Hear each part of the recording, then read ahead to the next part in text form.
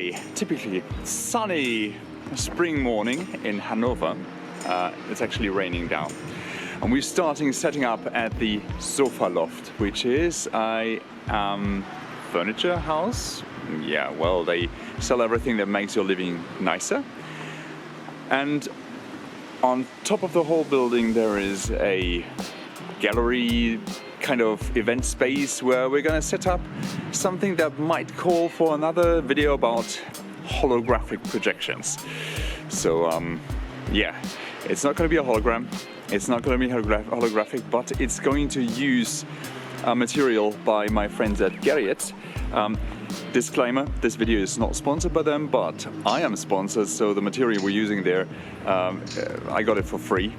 So shout out to Gerriets to support the arts, but yes, we're using voile, Trevira CS voile, which is this really economic alternative to, yeah, what some people sell as holographic materials. Let me show you.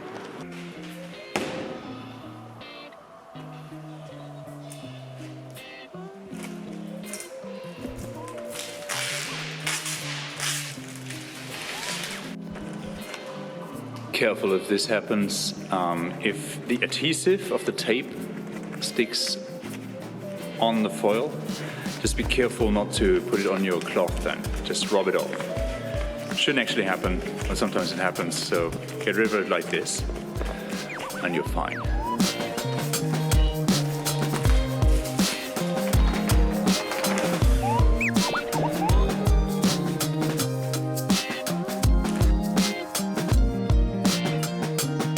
It has to be right angle on this tube, so as long as my cutting help is parallel to the tube, everything is fine. And then we cut it with a solder iron. I use this mobile one with gas. If your solder iron isn't too hot, the sharpened tip should just glide through the material, cutting the fibers by melting them and at the same time melting them together, creating a, well, sharp edge with no loose fibers. So you don't need seams. If you put more stress on the material, like in the theater, you should produce real seams by sewing them. But in an installation like this one, where you just staple the material to wooden planks on the ceiling, that should be fine. The material is available in 5 meters width, so it's fine for theater, but we're using 3 meters here. I'm using the grey version of voile here. There are many other colors, but grey is by far the sweet spot between catching too much stray light and not producing a nice projection image. It catches about 40% of the light from the projection, and the rest goes through and forms an image on the next layer, which isn't desirable for a holographic illusion, but in this installation it looks nice. There are two secret ingredients to holographic illusions. One is that the material isn't visible where there is no projected light, so your content should have a black background or some darker areas where you can see through the material. Let me turn off the lights for you.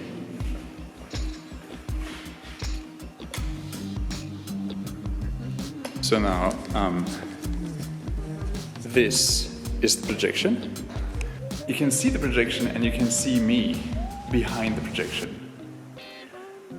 So you have the feeling of a transparent material, although it is not transparent, otherwise it wouldn't catch the projection. And the second is definitely the content itself. It needs to have a physical relation to the space where it's projected in. It needs to be consistent in size, lighting, and actually also the content itself, like the narrative of your content. It needs to fit into the space where you project it. So size matters, and all physical factors matter. The easiest is, like so often, if you use abstract images, like for instance particles. Now here's some particles, and it's a particle sphere with some disperse, and it actually turns around its own axis and the camera is outside. So it's a very simple disco ball effect. So let me go behind the scrim and let you judge whether the effect works out or not.